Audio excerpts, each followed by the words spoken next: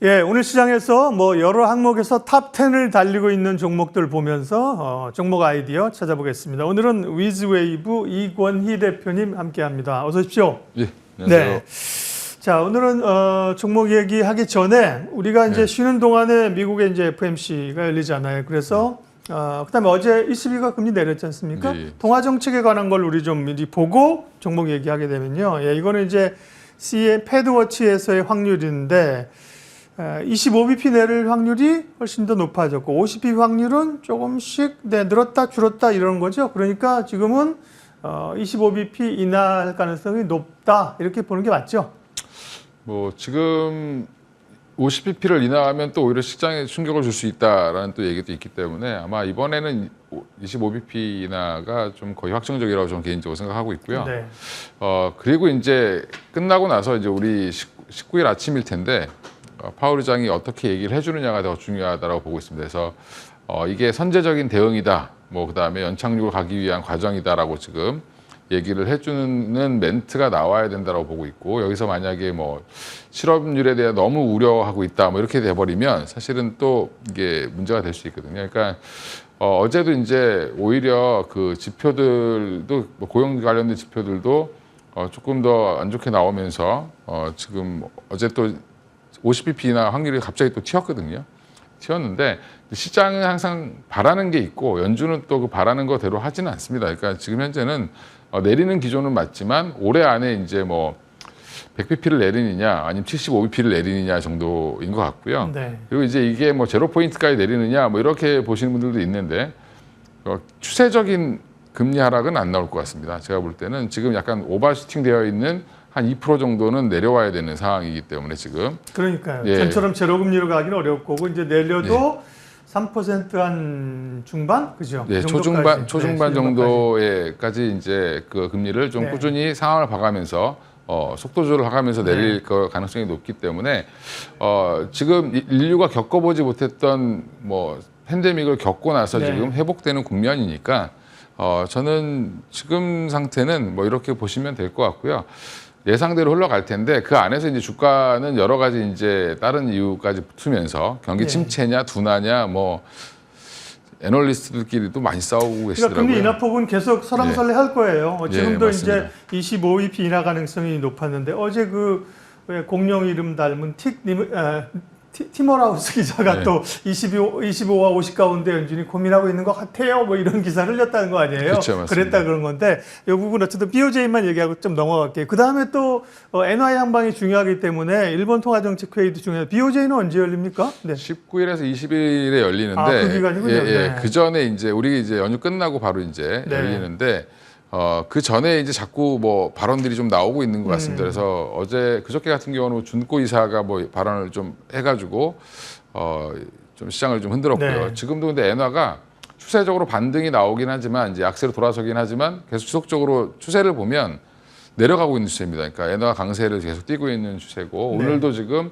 장이 조금 괜찮았다가 우리나라 시장이 같이 밀리고 있는 것도 어떻게 보면 엔화가 지금 약세로 다시 강세로 접어들면서 엔화 지금 141엔 근처까지 지금 내려가 있는 상황인데 이게 지금 영향을 자꾸 계속 주는 것 같습니다. 그래서 시장에서는 135엔까지도 지금 봐야 된다라고 지금 얘기를 하고 있는 상황이니까 이번에는 금리 인상은 안 하겠지만 하겠다는 기조는 계속 유지할 가능성이 높다라고 지금 보고 있는 것 같습니다. 우리 엔캐리에 대한 트라우마가 지금 있잖아요. 그죠? 그런 걸 또 한 차례 사실은 그 물량들이 청산이 됐다고 봐야 되지 않겠어요. 그죠? 그런데 그러나 또 뭐 이렇게 되면 충격이 있을 수 있는 거였어요. 근데 그 이야기는 오늘 여기까지만 하겠습니다. 또 다음 우리가 추석 지나고 와서 변화가 있으면 얘기하고요. 저희가 탑10 종목을 위주로 보기 때문에 종목의 아이디를 보겠습니다. 오늘 뭐 여러 항목에서 탑10을 차지하고 있는 종목들인데 이 중에 여기 탑10을 보니까 삼성전자 하이닉스가 올라와 있네요. 아까 외국인들 매수에는 없었는데 삼성전자 하이닉스 반도체 얘기를 하지요. 반도체는 여전히 어려운 가운데 젠슨왕이 힘을 내주면서 엔비디아가 가고 다시 좀 회복을 하는 국면입니다. 국내 반도체 업체들은 어떨까요? 현주소가요. 젠슨왕이 살려놓은 분위기를 마이크론이 또 분위기를 깼습니다. 깼는데 이제 어젯밤에 마이크론이 거의 4% 가까이 3.89%인가 빠졌는데 네. BNP 파리바에서 이제 목표가를 67달러로 하향을 했습니다. 지금 어제 빠져서 한 80대 후반 정도로 알고 있는데 더 빠졌죠. 더 빠질 거다라고 예측을 하고 있고요. 여기에 또 키워드가 이제 기존의 메모리 단, PC나 이제 모바일에 들어가는 메모리 단들이 안 좋을 거다라는 것들 때문에 지금 목표가들이 다 하향을 하고 있었는데 여기에 이제 HBM도 공급 과잉 우려가 있다 뭐 이런 얘기까지 지금 같이 썼습니다. 그래서 최근에 보면 모건 스탠리가 발표한 보고서 내용과 거의 흡사한 내용들의 보고서들이 계속 나오고 있고요. 근데 애널리스트들도 참 힘들 수밖에 없는 게 삼성전자나 하이닉스가 뭐 정보를 제대로 이렇게 깔끔하게 주진 않죠. 그러니까 거의 뭐 불러주는 대로 받아 써야 되는 상황이기 때문에 이걸 예측하기는 좀 어려운데 그러다 보니까 외국계에 많이 이제 휩쓸려 다니는 그런 모습을 좀 보이고 있는 것 같고요. 저는 BNP 파리바가 HBM 공급 과잉 우려라고 얘기했던 부분은 또 젠슨 왕이 말한 것과는 약간 좀 반대의 결을 띠고 있기 때문에 이건 네. 상황을 좀 지켜봐야 될 것 같다라고 생각하고 있습니다. 그래서 어제 이제 젠슨 왕의 발언으로 굉장히 좋았던 회사들이 지금 하루 아침에 또 BNP 파리바 보고서 하나 때문에 지금 빠지고 있는 상황이다라고 생각하시면 되고, 근데 미국은 어제 시장 보면 마이크론만 빠졌고요. 사실 나머지 종목들은 대부분 다 올라왔습니다. 그래서 일단 마이크론의 실적도 9월 마지막 주에 나오니까 그때 한번 또 확인하려고 하는 그런 모습은 있을 걸로 보이고 있습니다. 다음 슬라이드 좀 보여주시면요. 그래서 우리는 국내 반도체가 이제 궁금한 거잖아요. 네. 다음 슬라이드 한번 보여주세요. 네. 삼성전자는 지금 뭐 엔비디아로의 그 HBM 납품권은 이제 뭐 시장 관심도 없을 정도로 모멘텀이 둔화된 상황인데 젠스랑이 패키징 우리 뭐 TSMC 말고도 맡길 수 있어. 삼성 아니야? 삼성은 뭐 해외 인력 줄인다고 하고 또 뭐야 아니라고 하고 뭐 좀 헷갈립니다. 이 부분은 어떻게 봐야 돼요? 일단 지금 삼성전자한테 일감을 준다 그래도 삼성전자 만들어낼 수는 없고요. 왜? 기술이 없습니다. 지금 7나노 이하를 할 수 있는 거지 해본 적은 없죠. 엔비디아 물량을. 그러니까 이제 막상 일을 준다 하더라도 제가 볼 때는 시간은 좀 걸릴 걸로 보이고요. 여전히 테스트를 해봐야 되겠죠. 그러니까 지금 TSMC와 같은 수율을 낼 수 있는지 여부도 해봐야 하는 거니까. 또 이제 그런 부분들은 여전히 젠스랑 입장에서는 TSMC 하나만 가지고 가기에는 불안하고 여러 가지 이제 이런 것들이 있으니까 삼성전자를 키워주려고 하는 걸로 보이고 있습니다. 그래서 삼성전자 중장기 뭐 지난번에 서명했다고 해놓고서는 뭐 통과 안 되고. 그러니까 이재용 회장님이랑 친한 것 같긴 한데 문제는 좀 통과를 좀 빨리 시켜줘야 되는데 뭔가 지금 안 되고 있는 거죠. 근데 그 업계에 있는 분들 얘기 들어보면 결국에는 이게 손발을 얼마나 많이 맞춰왔느냐가 되게 중요한데 삼성전자가 늦게 이제 이 판에 들어왔기 때문에 좀 시간은 걸리는 게 당연하다라고 지금 다들 보고 있는 것 같습니다. 그리고 이번에 삼성전자가 더 많이 빠진 이유는 기존에 이제 레거시 반도체 수요 부진도 있었지만 그거의 타격을 또 직접적으로 받고요. 또 하나가 이제 저는 약속을 안 지킨 게 시장에 더 큰 화를 불렀다. 누가요? 삼성전자가 무슨 약속을요? 2분기 실적 발표할 때 8월 안에 콜테스트 통과해서 납품할 거다라고 얘기했는데 공식 발표가 없죠.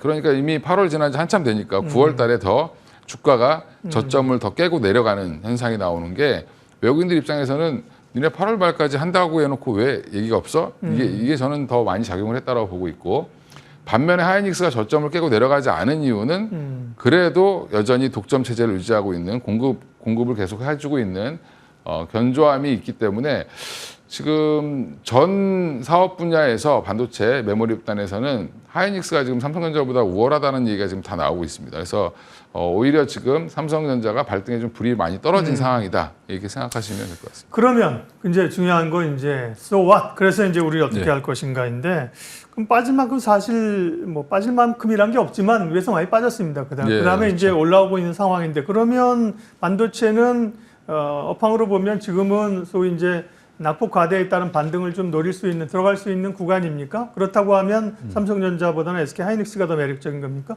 지금은 낙폭 과대에 따른 반등, 뭐 그 다음에 추후에 이제 실적 확인 후에 또 이제 뭐 기대감이 내려와 있으니까 기대감보다 조금 더 나을 수 있는 쪽은 여전히 SK 하이닉스라고 보고 있고요.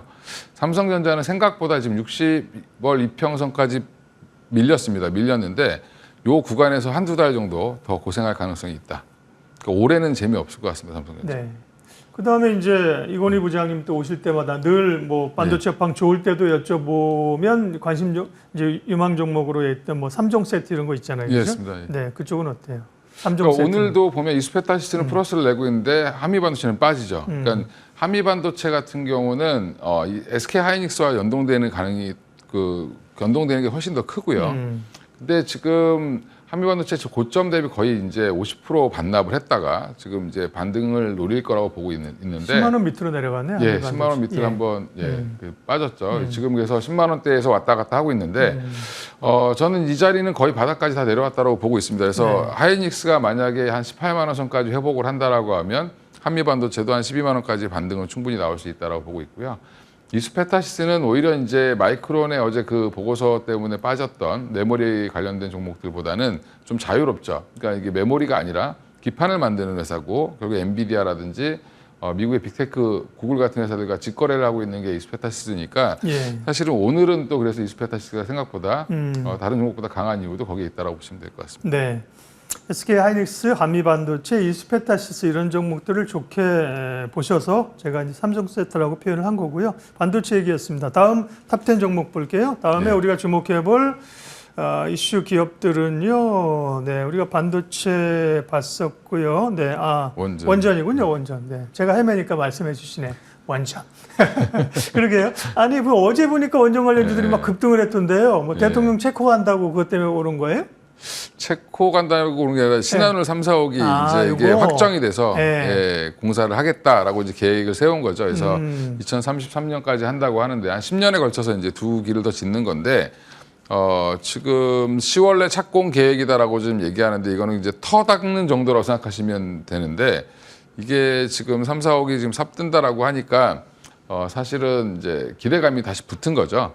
그러니까 지금 체코는 웨스팅하우스가 계속 딴지를 걸고 있기 때문에 적어도 한 우리가 받을 수 있는 몫의 한 10% 이상은 떼줘야 되거든요. 떼줘야, 떼줘야 되는 없어요. 상황이거든요. 이 얘기 먼저 해주세요. 일단 그동안에 사실은 원전의 모멘텀들은 주로 이제 수출 모멘텀이었었잖아요. 그쵸, 근데 조금 전에 모멘텀. 말씀하신 신한으로 이제 국내에서의 원전 수요란 말이에요. 그죠? 이런 거는 그럼 단계적으로 이제 국내에서 다시 원전이 시작되는 것인지 그랬을 경우에 실질적으로 기업들에 미치는 실질적인 영향은 어느 정도인데요? 근데 지금 시장에서 반응하는 거 보면 생각보다 반응이 그렇게 크지 않거든요. 그러니까 한전 기술이라든지 이런 종목들이 움직임이 좀 별로 좋지 않죠. 그러니까 그 얘기는 뭐냐면 국내에서 이제 신한울 3, 4호기가 하면 이제 물론 이제 여기 업에 계신 분들은 또 새로 일거리가 생긴 거니까 좋은데 기업 입장에서 보면은 나라 정책 사업이잖아요. 그렇죠. 네. 마진이 클 수가 없습니다. 그래서 지금 생각보다 그렇게 반응을 좀 이렇게 강하게 안 해주고 있고, 그 다음에 체코 관련돼서도 여전히 이것도 수익이 날까 안 날까 이제 뭐 설왕설래가 있는데 여전히 이제 그 웨스팅하우스가 얼마나 뺏어가느냐에 따라서 좀 달라질 것 같습니다. 그래서 앞으로 원전은 모멘텀이 나오려면 체코 말고 다른 쪽에 이제 유럽의 다른 국가에서 추가 수주가 좀 나오거나. 추가 수주가 나올 때도 생각보다 지금 체코보다는 좀 더 가격을 올려서 받아야지 안 그러면 사실 시장에서 반응하지 않을 수도 있다라고 좀 보고 있습니다. 네, 그렇죠. 뭐 유럽 다른 국가들도 지금 이제 다들 에너지가 필요한 상황이니까요, 그죠? 뭐 얘기가 될 수는 있고요. 다음 장 좀 넘겨보세요. 국내 이제 신한울과 체코 있었고 그럼 원자력 관련주들. 뭐 당장 지금 보면 뭐 적극적으로 지금 뭐 매수 관점은 아니신 걸로 보이지만 그래도 우리가 원전 관련주에 대해서는 어느 쪽이 위망한다든지 어느 쪽이 움직일지는 좀 봐야 되잖아요. 여러 기업들이 언급이 되고 있는데. 일단 지금 이 안에서 보면 투자할 때는 저 종목을 추리는 게 가장 중요한데, 저는 여기서는 탑픽으로는 한전기술이랑 그 외에 두산에너빌리티 정도만 보시는 게 맞을 것 같고요. 삼성 엔지니어링이라든지 현대건설, 삼성물산은 사실은 그닥 그렇게 뭐 큰 비중은 차지하지는 않은 것 같고. 근데 이런 기업들은 조금 전에 말씀하신 기업들은 꼭 원전 모멘텀 아니고 그죠? 다른 맞습니다. 건설이나 뭐 인프라 쪽 수요가 또 있잖아요. 그러니까 매출에서 차지하는 비중이 그렇게 크지 않기 때문에 그렇고요. 그러니까 원전 이슈로 가장 드라이버 그러니까 올라오기 좋은 종목은 에너빌리티랑 한전기술이 탑픽으로 보시고 나머지 좀 작은 종목들은 변동성은 단기적으로는 굉장히 클 수 있으니까 뭐 트레이딩 정도만 하시는 게 맞을 것 같습니다. 그렇죠. 그게 주가가 예. 보여주는 거고요. 우리가 이제 잊어버릴까봐 지금 PD님이 계속해서 자료들을 선제적으로 네. 올려주십니다. 네. SMR도 굉장히 원전 쪽에서는 기대를 가지고 있던 얘기예요, 그죠? 네. 마이크로소프트도 그렇고. 그런데 보면 최근에 좀 얘기 많지 않네요. 근데 이게 실상을 보면 SMR이 이제 나오기 시작한 게 제가 알기로는 5, 6년 전, 뭐 7, 8년 그렇게나 오래됐나요? 예, 예. 오래됐는데 아직까지 SMR을 지은 나라는 중국 하나밖에 없고요. 예, 미국도 하고 있는 거 아니에요? 미국도 준비 중인가요? 준비만 했지 아직 설치를 해본 적이 없습니다. 예. 그러니까 소형 모듈 원자로라고 해서 결국에는 그렇죠. 공장에서 찍어내는 원자로를 그러니까 어떻게 보면 그 작은 원자력 발전소에다가 집어넣는 형태인데 그럼 중국이 참 대단하긴 하네요. 먼저 이렇게 했다는 게. 중국은 먼저 했는데 데이터를 안 주고 있어가지고 그게 얼마가 들었는지 네. 효율이 어떻게 되는지 아직은 아무도 모르고 있고요. 지금 그래서 이 SMR이 나중에 가겠는데 문제는 지금 이게 진행이 안 되는 이유가 돈이 안 됩니다. 경제성이 너무 떨어져서 돈은 많이 그러니까 들어가는 대비 효과가 좀 떨어지고 있고요. 이거를 아마 좀 상용화를 빨리 시키려면 빌 게이츠의 역할이 가장 중요할 것 같은데, 예. 근데 지금 그것도 미국 정부에서 허가를 안 해주고 있어서 계속 지금 지연되고 있는 상황이다라고 보시면 될 것 같고요. 그래서 차세대 기술이 건 맞는데 이것도 상용화되거나 이렇게 하려면 좀 시간은 걸릴 것 같습니다. 네. 오늘 시장의 여러 이슈의 탑10 종목들, 탑10 종목 가운데 좀 건져드려야 되는데, 그죠? 네. 반도체 얘기에서는 SK 하이닉스, 네. 그죠? 저가 매수. 원전 관련해서는 대형주 중심으로 아까 두산 에너빌리티하고 한전 기술 정도 예. 보고요. 예. 그 다음에 자동차 얘기를 오늘 좀 해야죠. 네. 현대차 기아인데, 자동차가 간밤에 뉴스 나오는 게 사실 굉장히 큰 뉴스입니다. GM과 이렇게 글로벌 3위, 5위 업체가 손을 잡고 한다는 것은 네, 저는 개인적으로 지난번에 인도법인 상장한다는 것보다 일회성 이런 것보다 훨씬 더 큰 구조적인 뉴스잖아요. 내용을 좀 보면요. 현대차가 저는 또 본 게 포드가 아니라 GM이랑 잡았다. 그죠? 예, 이렇게 영향력 있는 업체들이 포괄적인 MOU를 해서 자동차 공동 개발한다. 공급망 공동 관리하겠다. 결국 이런 게 비용을 낮추는 거잖아요. 그죠? 비용을 낮추는 거고요. 결국 공동 개발하면서 지금 하이브리드 쪽이나 이런 쪽도 비용을 낮추고 서로의 시장을 뚫겠다. 이 포괄적 협력에 대한 것에 대해서 이건희 대표님은 어떻게 평가하세요?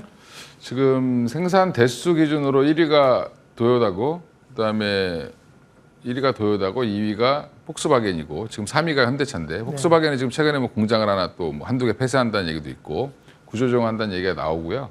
BMW도 최근에 보면 고급 차량 라인들인데 그쪽도 지금 여전히 힘든 것 같습니다. 그러니까 최근에 이제 힘든 회사들 보면 중국 매출 비중이 힘든 회사들이 많은 기업들이 힘든 건데 지금 GM도 사실은 근데 미국 시장 내에서는 좋지만 전 세계적으로 글로벌리 보면 5위까지 내려와 있는 상황이죠. 그러니까 그러면 제가 볼 때는 GM도 힘드니까 현대차랑 손잡은 거죠. 자기들 자존심 입장에서는 그죠? 그렇죠. 네, 손잡은 거잖아요. 제너럴 모터스가 현대차와 손잡을 거를 아마 10년 전에는 생각도 못했을 텐데 이제 손을 잡은 건데 어떻게 보면 이번에 손을 잡았고 공동으로 개발한다, 공동으로 한다 사인을 했지만 사실은 갑의 위치는 현대차가 가지고 있습니다.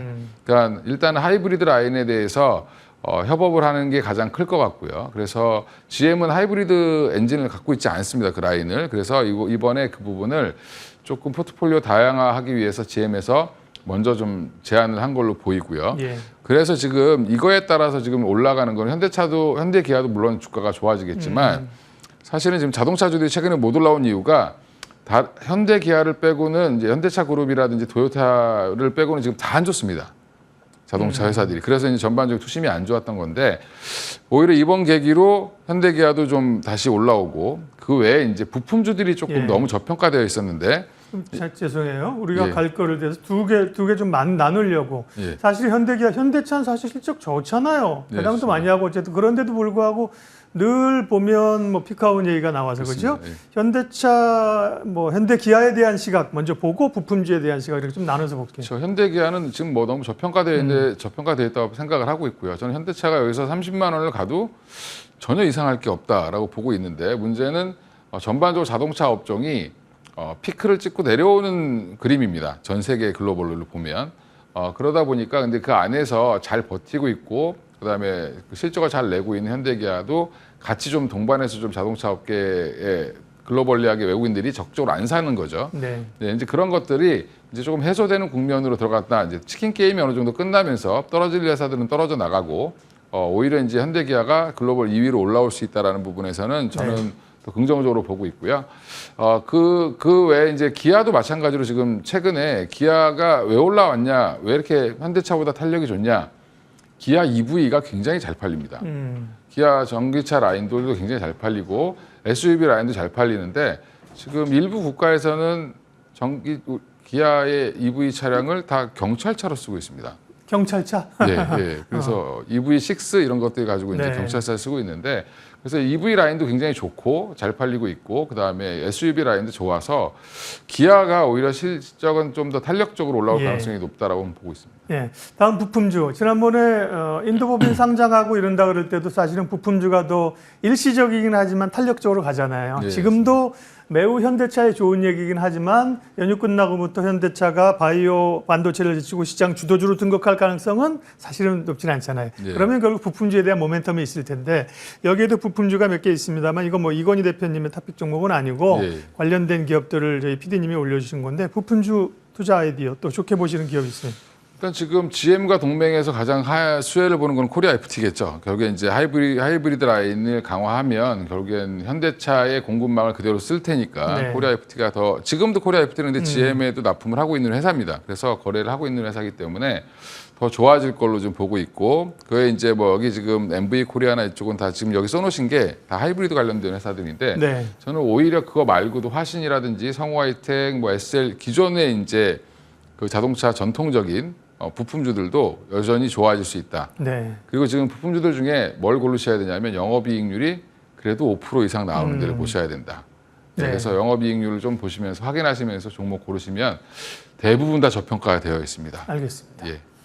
마지막으로 오늘 현대차가 가니까 금융주가 따라갑니다. 그래서 아이 뭐 현대차 저 밸류업이라고 같이 가는 거야? 우스갯소리 그런 생각 드는데 금융주들이 사실은 미국의 은행주들 안 좋으면서 같이 된세를 좀 맞았잖아요. 예. 그런 점에서 봤을 때 뭐 자동차나 지주사나 금융주를 묶어서 9월에 이제 밸류 모멘텀도 있다면서요, 그죠? 밸류업에 대한 기대가 뭐 자동차 얘기했으니까 은행주라든지 한 1분 정도만 코멘트 해주세요. 밸류업에 대한 기대감은 저는 개인적으로 별로 없고요. 주가는 너무 많이 반영이 되어 있다 이미. 근데 한 번에 피크는 더 칠 걸로 봅니다. 그래서 오버슈팅 한번 나올 텐데 그게 언제냐면 밸류업 지수 발표되고 ETF가 만들어지면 그때가 단기적인 고점이 나올 가능성이 높다라고 생각하고 있고요. 이미 이제 뭐 KB금융을 중심으로 해서 금융주들 많이 올라왔고 최근에 대세 상승론 이런 게 얘기가 나오곤 있는데 제가 볼 때는 그렇게까지 파급이 크진 않을 거다. 그래서 아마 9월 말에서 10월 초면 단기 고점 한번 만들 가능성이 있다고 보고 있습니다. 예, 오늘 시장의 탑10 종목과 함께 투자 아이디어 위즈웨이브 이건희 대표님과 함께 살펴봤습니다. 고맙습니다. 예.